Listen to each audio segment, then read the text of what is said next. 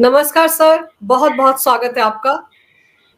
नमस्कार अंजू जी, बड़ी कृपा कि आपने अवसर दिया संवाद का आज। सर, मुद्दा ही ऐसा है कि जिस पर मुझे लगता है कि आप बहुत अच्छे तरीके से समझा पाएँगे कि कैसे ये gangster Bishnoi, Lawrence Bishnoi jail के अंदर से काम कर रहा है। सर, ये बाबा सिद्दीकी हत्याकांड जो है, इसको आप किस तरह से देखते हैं? क्या ये माना जाए कि सुरक्षा में चूक है या ये टारगेट किलिंग थी? देखिए, आपने बिल्कुल सही कहा कि बाबा सिद्दीकी जघन्य और बहुत ही निंदनीय हत्याकांड जो हुआ है, ये एकमात्र एक हत्याकांड नहीं है, इसमें तमाम नसीहतें छुपी हुई हैं और ये संकेत दे रही हैं कि कैसे एक बाहुबली, एक माफिया जो कि गुजरात के जेलों में दशकों से क्या 1 दशक के करीब से गुजरात के जेल में है और वहां से अपने अपराध का संचालन कर रहा है। एनआईए ने अपनी चार्जशीट में यह कहा है कि इसके देश में 700 शूटर हैं और 700 शूटर अगर एक शूटर को अगर ये 1 लाख रुपए महीने देता है, जो कि देता होगा ज्यादा, तो कितना इसका टर्नओवर होगा और कितना बड़ा इसका साम्राज्य होगा। इस गैंग के अपराध की जरा समीक्षा देख लीजिए। सिद्धू मूसेवाला, इसके अलावा आपने देखा कि एक अफगान जिम ओनर दिल्ली का था, उसकी हत्या, कनाडा में एक सिंगर की हत्या, नाम मुझे याद नहीं आ रहा क्या नाम था उसका, लेकिन एक कनाडा में हत्या। इसके अलावा एक ने श्रृंखलाबद्ध तरीके से इस गिरोह के ऊपर हत्याकांड के आरोप हैं। वर्तमान केस में जो बाबा सिद्दीकी की हत्या में आए थे, तो आप ये अगर ये देखें कि एक धर्मराज और शिवा ये बहराइच उत्तर प्रदेश के हैं और करनैल सिंह ये हरियाणा का रहने वाला है। इनके हथियार आप देख लीजिए। अब मैं इनकी बताता हूं इनकी माली हालात। 9mm पिस्टल, 9mm पिस्टल होती है तो चाइना की होती, प्रोहिबिटेड बोर्ड की होती है, जो केवल पैरामिलिट्री या पुलिस के पास हो सकती है। सामान्य व्यक्ति हम आप 9mm पिस्टल सामान्यतः नहीं रख सकते हैं। कुछ स्टेट्स में अगर अलाउड हो तो बात अलग है, लेकिन उत्तर प्रदेश में अलाउड नहीं है। और फेवरेट इसलिए है क्योंकि अगर वाइटल पार्ट पे गोली न भी लगे, अगर कमर के नीचे भी लग जाए, तो इतनी भारी इसकी मार होती है और इसकी जबरदस्त होती है। और इसको कहते हैं कि जिसको फाड़ करके निकल जाती है तो रक्तस्राव और हेमरेज से अगले की मृत्यु हो जाएगी, भले ही हार्ट में या लंग्स में वो गोली न लगी हो। इतना खतरनाक है। इसकी अंडरवर्ल्ड में बताई जाती है वैल्यू 10 लाख रुपए। तो आप ये समझ सकते हैं कि लाखों के हथियार लेकर के अगर ये 3 हत्यारे मुंबई में कितने दिन से रहे थे और रेकी कर रहे थे, और रेकी करने के बाद इन्होंने जिस तरीके से गोली चलाई, 6 गोली चलाई, 4 छाती में लगी और 2 पेट में लगी। और बाबा सिद्दीकी ने पहले भी कहा था कि उनको जीवन भय है, तो उनके जीवन भय का आकलन स्थानीय पुलिस को और अच्छी तरीके से करना चाहिए था, जो कि नहीं हुई। पहले ये खबर आई थी, कुछ चैनल ने कहा कि वाई कैटेगरी, फिर मालूम पड़ा वाई कैटेगरी नहीं थी, केवल 2 सिपाही दिए गए थे। तो अगर जीवन भय था, इतना गंभीर खतरा था, यही क्या कम है कि आपने बांद्रा में जाकर के ऐसे लोगों को आपने चिन्हित और निष्क्रिय निकल जो 9mm की पिस्तौलें लेके घूम रहे हैं। ये तो संतोष का विषय है। केवल इतना ही आंसू पोंछने भर को भी मैं नहीं कहूंगा कि आपने 2 को गिरफ्तार कर लिया, कम से कम कुछ जो बची कुची साथ थी वो तो कम से कम मैं कह सकता हूं कि अब आगे आपका कार्य कैसा रहेगा। अब जो तीसरा शिवा है उसको गिरफ्तार कीजिए, बाकी इसका अनावरण कीजिए, इनसे पूछताछ कीजिए किसने कितना पैसा दिया था, क्या कारण था। अब मोटी बातें जो सामने आ रही हैं, वो पहली चीज कि जो सलमान खान का दोस्त वो हमारा दुश्मन। मृतक बाबा सिद्दीकी सलमान खान के बड़े करीबी थे। अगर आप सोशल मीडिया पे जाएं तो आप देखेंगे कई ऐसे जलसे थे जो कि सलमान खान के साथ, इनकी तो ये कोई बुराई नहीं, सलमान खान तो एक राष्ट्रीय हीरो है और बहुतों के लाखों करोड़ों की ये इतने लोकप्रिय हैं, तो उनसे मिलना जुलना तो मैं समझता हूँ किसी के लिए भी बहुत प्रसन्नता का विषय होगा। अब हम इस बात पे आते हैं कि सलमान खान का मित्र होना क्या ये फिर मार दिए जाएंगे क्या। दूसरी चीज, स्लम रिहेबिलिटेशन की कोई बात आई थी कि मुंबई में कोई बहुत बड़ा कोई स्लम है, 5 बिंदु है जिसके ऊपर यह अनुसंधान किया जा रहा है। एक स्लम रिहेबिलिटेशन है और उस स्लम रिहेबिलिटेशन में सुनते हैं कि अरबों खरबों का नुस्खा है उसको प्रभावित करने की नीयत से। तीसरा ये था कि सुपारी किलिंग। चौथा ये था कि कोई बिजनेस डील। अब ये जो जितने भी कारण हो, अब हमारे राजनेता बीच में कूद पड़े। ओवैसी साहब कहते हैं कि चूंकि ये मुसलमान था इसलिए इसको मार दिया। अरे भाई, जो मरा था उसको इतनी तो इंसानियत रखो कि वो इंसान पहले था, मुसलमान बाद में था। आप कह रहे हैं कि चूंकि मुसलमान था इसलिए मार दिया गया, तो इसके पहले जो मारे गए वो कैसा मुसलमान थे? सिद्धू मूसा वाला मुसलमान था। जो कनाडा में मारा गया वो मुसलमान था। तो ये इस तरीके की अनर्गल बात करके विवेचना को प्रभावित न करें, लोगों में भ्रम की स्थिति उत्पन्न न करें। एक और बड़े वरिष्ठ अधिवक्ता है जो पहले राजनेता भी थे, अब राज्यसभा के सदस्य हैं, वो कह रहे हैं कि अरे साहब बुलडोजर कब चलेगा, अरे साहब फर्जी इनकाउंटर क्यों नहीं हो रहा इन लोगों का। वो दूसरे ही एक तानपूरा अपना बजा रहे हैं, हारमोनियम और सारंगी बजा रहे हैं। इतने वरिष्ठ पदों पर बैठने वाले जब ऐसी बचकानी बातें करते मालूम पड़ता है कि आप अपराध के सफल अनावरण में गंभीर नहीं है, आप केवल एक चीज में गंभीर हैं। और मौका जो है ना, मत चूको चौहान, राजनीतिक लाभ जहां मिल जाए चवन्नी का 25 पैसे का तो चूको मत। वहां कास्ट कार्ड खेल दो, वहां कम्युनल कार्ड खेल दो, वहां पर विक्टिम कार्ड खेल दो, और वहां पर राजनीति तुम उसमें तड़का लगा दो। नए नए आयाम राजनीति के ढूंढ रहे हैं, बनिस्बत इसके कि ये कह दें कि कोई जो सफल अनावरण करेगा तो हम पुलिस के जो भी कुशल विवेचक होंगे हम उनको अलंकृत करेंगे। ना, ऐसा कुछ नहीं। दुनिया भर की और बातें जिनका विवेचना से दूर दूर तक कोई लेना देना नहीं है। खैर, राजनीतिक मित्र हैं, उनकी अपनी प्राथमिकताएं हैं और जनता की अपनी प्राथमिकताएं हैं। लेकिन अब इसके मद्देनजर जो आपकी बात आती है कि क्या कारण है कि इस तरीके के बाहुबली सलाख के पीछे रहते हुए अपना आपराधिक साम्राज्य चला लेते हैं। आप उत्तर प्रदेश में आइए, अतीक, मुख्तार अंसारी क्या जेल की सलाख के पीछे से अपना साम्राज्य नहीं चला रहे थे? क्या मुख्तार अंसारी के लिए जेल में ताजी मछली के लिए तालाब नहीं खुदवाया गया था?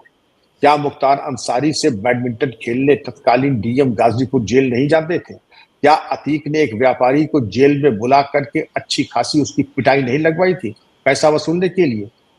और सुकेश चंद्रशेखर ने तिहाड़ जेल में, क्या ये फर्नांडिस एक हीरोइन थी और तमाम इस तरीके के लोगों से न केवल मिलते जुलते थे, न केवल धन वसूलते थे, न केवल उनके द्वारा आपराधिक, तो ये ऐसे हवा में तो नहीं होता है, वैक्यूम में तो नहीं होता है।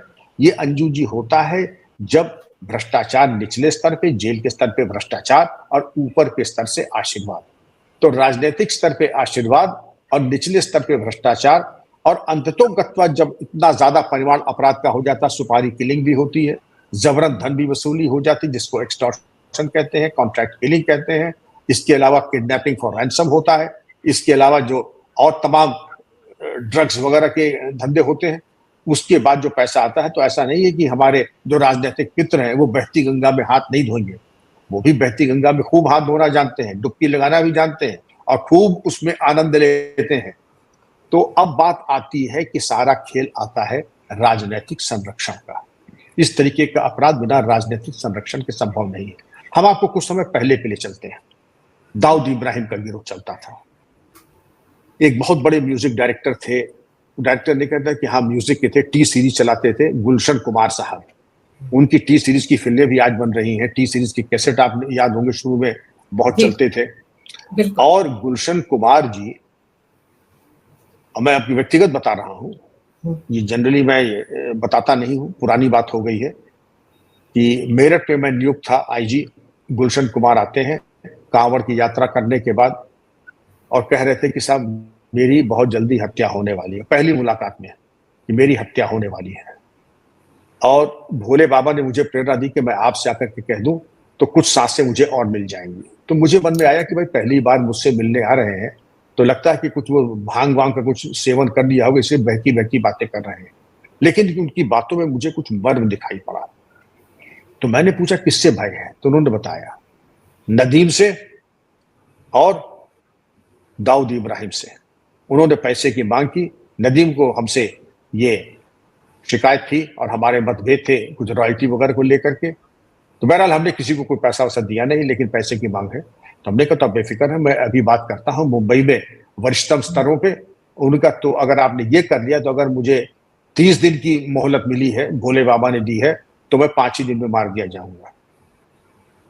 गुलशन कुमार ने कहा कि सब वहां पर दाऊद के पेरोल में है, सब वहां दाऊद के पेरोल में है। तो इसका वहां न कहिए, अपने स्तर से इतना कर दीजिए कि हमें सकुशल दिल्ली और उसके बाद मुंबई पहुंचवा दीजिए अपनी यूपी की सुरक्षा से। उनका ये तो मैं करा दूंगा, लेकिन सुरक्षा मुस्तकिल आपको यूपी की मुंबई में तो नहीं मिलेगी। आपको मुंबई की सुरक्षा मिलेगी, मुंबई पुलिस की मिलेगी। उनका तो अपने स्तर से अगर आप कुछ कह दें दिल्ली के, आप सीधे मत कहिएगा, दिल्ली के माध्यम से अगर कहलवा दें गृह विभाग से, तो हमने वही किया। तो उनको कुछ दिन सुरक्षा मिली भी। उसके बाद आपको मालूम होगा कि कुछ अंतराल में जब वो देवी दर्शन को गए थे, दिन दहाड़े अबू सेलम आजमगढ़ वाले ने, इस प्रकरण में भी देखिए आपके 2 लड़के बहराइच के हैं। हाँ, आप 2 लड़के बहराइच के, एक शिवा और एक धर्मराज, और तब भी ये अबू सेलम जो थे ये बड़े नए नए उभरते हुए कलाकार थे। तो दौड़ा करके, जैसे फिल्मी स्टार के, चल तू भाग मैं देखता हूं, तो इसको पहले दौड़ाया गुलशन कुमार को, और दौड़ा करके पीछे से कई गोली मारी, और दिन दहाड़े हत्याकांड। उससे भय, आतंक और एक समाज में ये हो जाकर एक भय व्याप्त हो जाता है, दबदबा बन जाता है। अब बात करते हैं कि आखिर आपका जो सवाल था कि इनकी मजबूरी से कौन इनको पालता है, ये पता लगा कि दाऊद इब्राहिम की संपत्तियां बिक नहीं पा रही 10 साल से। बिकेंगी कैसे? बिकेंगी तब जब शासन प्रशासन चाहेगा बिकेंगी। उत्तर प्रदेश में बड़े बड़े बाहुबली हैं, जब नीलामी होती थी तो कोई आता नहीं था। तो आपको जान के ताज्जुब होगा कि उसकी जो भी प्रॉपर्टी, जैसे श्री प्रकाश की एक प्रॉपर्टी जो है वो एसटीएफ का एक दफ्तर बना हुआ है गोमती नगर में। क्या गजब का घर था श्री प्रकाश शुक्ला का। लेने वाले नहीं आए, लेकिन हम लोग तो वही हैं लेने के लिए। हमारा बस चलता तो इनकी जो, हमने एक बार मुंबई में जा करके मैंने कहा भी था, आप 10 साल से कोशिश कर रहे हैं कि दाऊद इब्राहिम की संपत्ति नीलामी आप कर नहीं पा रहे हैं। क्या मुंबई में खरीदार नहीं मिल रहे हैं? और खरीदार नहीं मिल रहे हैं तो ये क्या पुलिस थाना, पुलिस चौकी नहीं बन सकती है? और यही नहीं बन सकती है तो मैं तो ये चाहूंगा कि इन संपत्तियों को आप शौचालय में बना दें। कम से कम ये संदेश जाएगा कि दाऊद इब्राहिम की संपत्ति को आपने शौचालय में कन्वर्ट कर दिया है। हम लोग तो कभी इतने असहाय नहीं हुए। जहां जहां बाहुबली की संपत्ति मिली, B3 विज्ञानपुरी एसटीएफ का कार्यालय है वो भी बाहुबली का था। श्री प्रकाश शुक्ला का जो गोमती का था वो भी एसटीएफ के सुपुर्दगार हूं मैं उसका। तो अंजू जी, जहां इच्छा शक्ति है, जहां चाह वहां राह, where there is a will there is a way. जी आप कुछ पूछ रही थी? सर मैं ये पूछ रही थी कि जैसे साबरमती जेल में बंद है लॉरेंस बिश्नोई, पहले भी सिद्धू मूसावाला कांड में भी इसका नाम आ चुका है, आपने भी गिनाया कि विदेश में भी, कनाडा में भी कर चुका है कांड। सर ये जेल के अंदर रहकर जहां मोबाइल नहीं होते हैं, ये कैसे संपर्क साध लेते हैं? मतलब हम ये माने कि जेल के अंदर भी भ्रष्टाचार का बोलबाला है, इसीलिए वहां बैठकर भी प्लानिंग हो रही है, कोई इनके ऊपर नकेल नहीं कस सकता, कोई तरीका नहीं है? अंजू जी, गोल्डी बरार, रोहित गुदारा और अनमोल बिश्नोई जो कि इसका भाई है लॉरेंस का, ये तीनों अमेरिका कनाडा से ऑपरेट करते हैं इसी गैंग के। तो इनका देख लीजिए, मुख्यालय अगर मान ले गुजरात जेल, इनका जो है ब्रांच कनाडा और अमेरिका में, और बाकी छोटे मोटे आउटलेट्स और टेक अवे सर्विसेज जो है, जहां 700 एनआईए ने कहा था, ये इनका इस तरीके का ऑफिस का सेटअप है। ऐसा नहीं है। मोबाइल जैमर्स भी लगे हुए हैं, मोबाइल फोन के इस्तेमाल पर प्रतिबंध भी है, लेकिन कभी कभी बिजली चली जाती है तो जैमर्स फेल हो जाते हैं। बिजली फेल होती है, फेल कराई जाती है, ये एक महज इत्तेफाक है कि जब कभी मोबाइल चलता है तो बिजली फेल हो जाती है, जैमर्स फेल हो जाते हैं, तब बंद हो जाते हैं, उतनी देर में हो जाता है। और ये इसका हिसाब कौन रखेगा कि बिजली कितनी बार गई और मोबाइल जैमर्स। और जेलों में तो मैं तो उम्मीद करता था कि इमरजेंसी जनरेटर्स होने चाहिए कि अगर आपकी बिजली चली गई तुरंत स्टैंड बाय जनरेटर हो, जिससे कि बिना 1 सेकंड के लैग के आपके मोबाइल जैमर्स सदैव क्रियाशील रहें। और ये कुछ ट्रैक करना कोई बड़ी बात नहीं है कि आज अगर मैं यहाँ मोबाइल फोन इस्तेमाल कर रहा हूं मैं अपने निवास से, तो पुलिस अगर चाहे तो पता लगा सकती है कि कितने बजे कितनी देर तक कौन सा मोबाइल चला है, किस नंबर का, और कहाँ कहाँ कौन गया है। लेकिन वही है, जहां चाह वहां राह, और जहां चाह नहीं वहां राह भी नहीं। हम क्या कर सकते हैं? हमारे पास तो कुछ है ही नहीं, या हम खुद ही बराबर के हिस्सेदार हैं मोबाइल की सुविधा देने के लिए, एसएमएस एमएमएस देने के लिए। सुकेश चंद्रशेखर को तो ऐसे ऐसे ऐप्स दे दिए कि वो होम सेक्रेटरी बन करके बात करता था। ऐसे ऐसी टेक्नोलॉजी उसको सुकेश चंद्र को दे दी कि उसने एक बहुत प्रमुख औद्योगिक घराने की बहू को फोन करके शायद 200 करोड़ रुपए ऐंठ लिए थे। तो ये जेल के अंदर से, तिहाड़ जेल से। जी, और ऊपर से आशीर्वाद, तो ऊपर का आशीर्वाद और नीचे की संलिप्तता, दोनों का एक ऐसा ताना बाना बन जाता है कि सुकेश चंद्रशेखर, लॉरेंस बिश्नोई की खूब चल निकलती है, इनकी दुकानें खूब चल निकलती हैं। अंजू जी, सर ये सलमान खान के साथ भी ये मामला जुड़ा हो सकता है, क्योंकि देखिए सलमान खान के ऊपर भी अटैक हुआ था, फिर एक उसका जो आरोपी पकड़ा गया था वो जेल में ही मारा गया था, वो मर गया था या मारा गया, इस पर भी सवालिया निशान है। और अब ये होता है, और जैसा आपने शुरू में कहा कि सलमान खान का दोस्त थे बाबा सिद्दीकी, तो इसलिए भी टारगेट पर आ गए क्या? तो सर अब तो सलमान के लिए थोड़ी और ज्यादा सतर्क रहने की जरूरत है। वैसे तो उनको पूरी सिक्योरिटी मिली है, लेकिन फिर उनके सर्कल में जो बाकी लोग हैं उनके लिए भी तो खतरे की घंटी है ये वाला हमला। नहीं अंजू जी, मैं ये कहूंगा कि सलमान खान के लिए तो बहुत ज्यादा खतरा। जब मैं बहुत ज्यादा कह रहा हूं तो उसको बहुत अधिक सावधानी से और गंभीरता पूर्वक, मुंबई पुलिस को ही नहीं, जहां जहां सलमान खान जाते हैं बहुत सतर्क होकर के जाने की जरूरत है। और सलमान खान ही नहीं, जो उनके एक इनर सर्कल है उनको भी बहुत सावधान सतर्क रहने की जरूरत है, क्योंकि ये सिरफिरे अपराधी हैं। और मैं आपके जो पहला प्रश्न है उसका उत्तर मैं दूंगा। एनएन वोरा हमारे भारत के केंद्र सरकार में गृह सचिव थे, उनकी अध्यक्षता में एक समिति बनी थी NN Vohra committee. NN Vohra committee को जो सवाल आपने हमसे किए हैं, देश ने वो सवाल किए थे, तो उसके लिए एनएन वोरा कमेटी बनी थी। तो उन्होंने एनएन वोरा कमेटी की एक संस्तुतियां आई हैं, नेट पे जाइएगा देखिएगा कि mafia, politician and businessman nexus. Mafia, politician और बिजनेसमैन का जो तिकड़ी का नेक्सस है, ये नेक्सस जो है ये तोड़ने की जरूरत है। और तभी इस तरीके के कानून बनना शुरू हो गए, जैसे गुजको का Gujarat organise control crime act या Maharashtra organise crime control act, और इस तरीके के एक्ट बने कि इनकी नेक्सस को तोड़ें। तो तोड़ना तो छोड़ दीजिए, एनएन वोरा कमेटी की रिपोर्ट के ऊपर कार्रवाई आज तक नहीं हुई है। जहां पर कमेटी तो बना दी, लेकिन कमेटी बनाने से फायदा क्या अगर कमेटी की संस्तुतियों के ऊपर आप कार्रवाई नहीं करेंगे? क्योंकि ये जो तिकड़ी का नेक्सस है, सब तीनों इसमें ये नहीं कोई एक लाभान्वित हो रहा है, इसमें ब्यूरोक्रेट भी नेक्सस जो है वो लाभान्वित हो रहा है, बिजनेसमैन भी लाभान्वित हो रहा है, और क्रिमिनल तो कर लाभान्वित हो ही रहा है अंजू जी। तो इस तिकड़ी को अगर तोड़ना है तो सबसे पहले शासन, पूरे देश को और शासन को यह निर्णय लेना होगा कि हम क्या गंभीर हैं। अगर हम गंभीर नहीं है तो बातें हम दिन भर करते रहें, नतीजा 0/0 जैसे आज तक है। अगर हम गंभीर हैं तो ये मान के चलिए अच्छे अच्छे को जेल के अंदर साक्षात भगवान के दर्शन होते हैं, अगर शासन प्रशासन और पुलिस अपने के ऊपर आ जाए। ऐसे ऐसे भी दिन देखे हैं कि बड़े बड़े चोटी के माफिया जेल के अंदर चीखने लगते हैं कि हमें बाहर कर दो, क्योंकि तन्हाई एक ऐसी चीज होती है कि आदमी को विक्षिप्त बना देती है। फिर आदमी छिपकली और कॉकरोच जो सेल में निकलते हैं उनसे बातें करने लगता है, और जब नहीं आते हैं छिपकली कॉकरोच तो वो रोने लगते हैं। तुमसे किसी ने पूछा क्या तुम छिपकली से बात करते हो? उनका हम ही थोड़ी बात करते हैं, वो भी हमसे बात करती है। ये मानसिक दशा हो जाती है लोगों की अगर जेल अपने पे आ जाए तो। लेकिन जेल में अगर आरामगाह बना दें, आप वहां पे मछली के तालाब लगवा दें, बैडमिंटन खेलने के लिए चले जाएं, सारे संसाधन दे दें, जेल की अवधि में लोगों के संतान होने लगे, तो आप स्वयं समझ सकती है कि जेल जेल नहीं है, वो आरामगाह बन गया है, और आपकी सुविधाओं के लिए हर तरीके से आपको उपलब्ध कराने के लिए बेकरार है।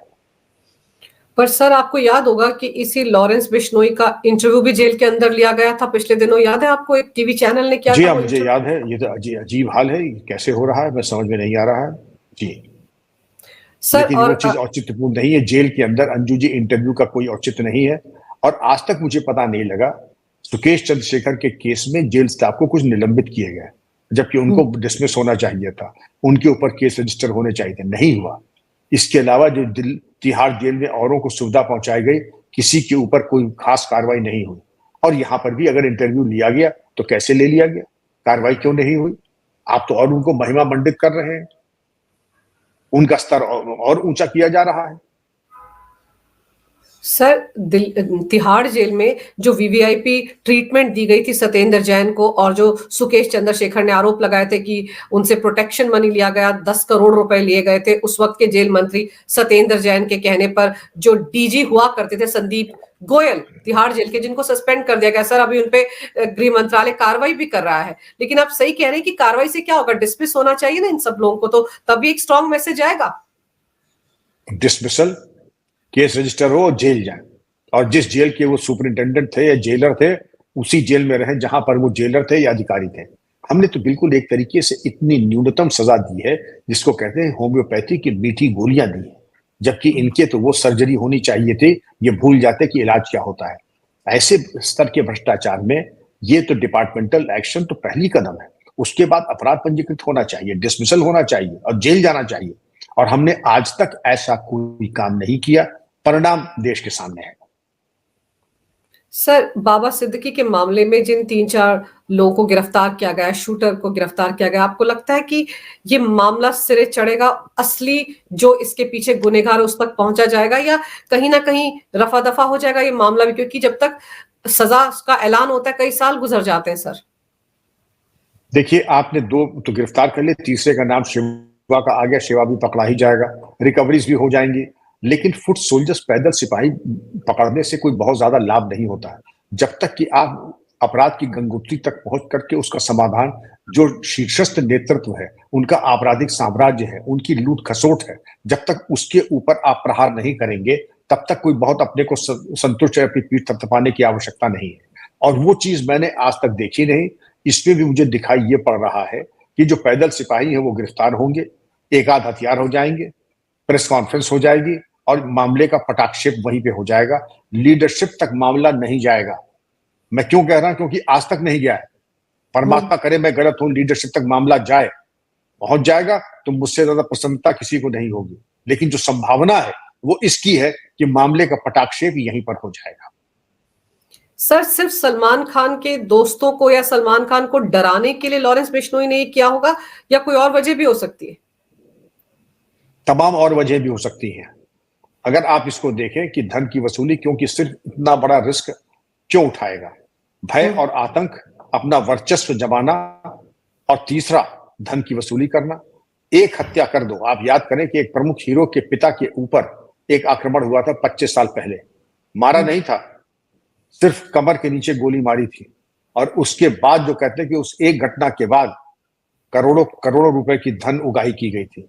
एक घटना होने के बाद फिर कहते हैं कि मैं वही बोल रहा हूं जिसने अभी ये किया था। डायलॉग बिल्कुल सिंपल है, समय और डेट बदल जाती है। ये वही है, अभी तुमने इनका देखा नहीं था बाबा सिद्दीकी का हाल, मैं वही हूं, इतने पैसे या उसके दूने पैसे।